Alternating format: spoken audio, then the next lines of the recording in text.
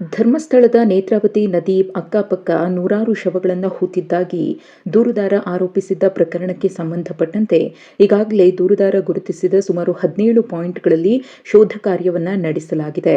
Point number 6ರಲ್ಲಿ ಸಿಕ್ಕಂತಹ ಅಸ್ಥಿಪಂಜರ ಮತ್ತು ಬಂಗ್ಲಗುಡ್ಡದ ಮೇಲ್ಮೈಯಲ್ಲಿ ಸಿಕ್ಕಂತಹ ಅಸ್ಥಿಪಂಜರದ ಕುರುಹುಗಳನ್ನು ಬಿಟ್ಟು ಇನ್ಯಾವುದೇ ರೀತಿಯ ಅವಶೇಷಗಳಾಗ್ಲಿ ಸಾಕ್ಷ್ಯಗಳಾಗ್ಲಿ ಗುಂಡಿ ಅಗೆದ ಜಾಗದಲ್ಲಿ ಸಿಕ್ಕಿಲ್ಲ.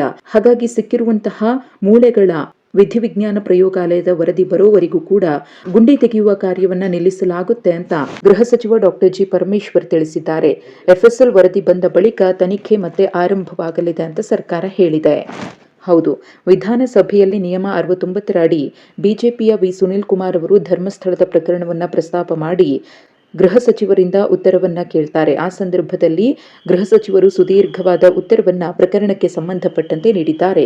ಗುಂಡಿ ಅಗೆಯುವ ಕೆಲಸವನ್ನ ನಿಲ್ಲಿಸಲಾಗುತ್ತೆ. ಈವರೆಗೆ ಸಂಗ್ರಹ ಮಾಡಿರುವಂತಹ ಅಸ್ಥಿಪಂಜರ ಮತ್ತು ಮೂಳೆಗಳ ಚೂರುಗಳು, ಗುಂಡಿಗಳಿಂದ ತೆಗೆದ ಲ್ಯಾಟರೈಟ್ ಮಣ್ಣಿನ ಮಾದರಿಗಳನ್ನ ಎಫ್ಎಸ್ಎಲ್ ಅಂದ್ರೆ ವಿಧಿವಿಜ್ಞಾನ ಪ್ರಯೋಗಾಲಯಕ್ಕೆ ಕಳುಹಿಸಲಾಗಿದ್ದು, ಅಲ್ಲಿನ ವರದಿ ಬಂದ ನಂತರವೇ ನಿಜವಾದ ತನಿಖೆ ಆರಂಭವಾಗುತ್ತೆ ಎಂದಿದ್ದಾರೆ.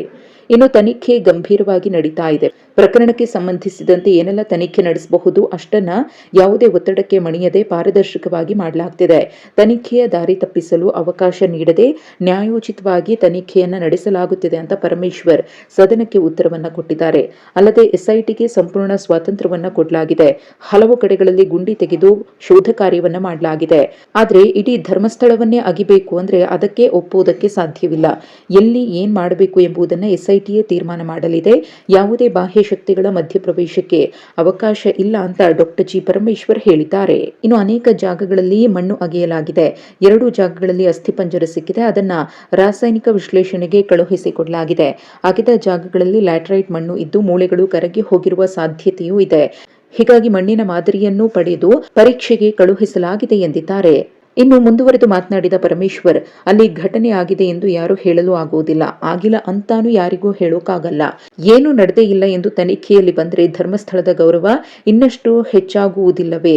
ಒಂದು ವೇಳೆ ಆಗಿದೆ ಅಂತ ವರದಿ ಬಂದ್ರೆ ಅನ್ಯಾಯ ಆದವರಿಗೆ ನ್ಯಾಯ ಸಿಕ್ಕಿದಂತೆ ಆಗುತ್ತೆ. ಇದಕ್ಕೆ ರಾಜಕೀಯ ಬೆರೆಸುವುದು ಬೇಡ, ನ್ಯಾಯಕ್ಕೆ ಬಿಡೋಣ. ಸತ್ಯ ಹೊರಬರಲಿ, ಅದನ್ನ ಧರ್ಮಸ್ಥಳದವರು ಒಪ್ಪಬೇಕಾಗುತ್ತೆ, ಜನರು ಕೂಡ ಒಪ್ಪಬೇಕಾಗುತ್ತೆ ಅಂತ ಪರಮೇಶ್ವರ್ ಹೇಳಿದ್ರು. ಇನ್ನು ಎಸ್ಐಟಿ ಮಧ್ಯಂತರ ವರದಿಯನ್ನ ನೀಡಿಲ್ಲ. ಇನ್ನು ಶೀಘ್ರವಾಗಿ ತನಿಖೆ ಮಾಡಿ ಅಂತ ಹೇಳಬಹುದೇ ಹೊರತು ಇಷ್ಟೇ ದಿನಗಳಲ್ಲಿ ವರದಿಯನ್ನ ಕೊಡಿ ಅಂತ ಹೇಳೋದಕ್ಕಾಗುವುದಿಲ್ಲ.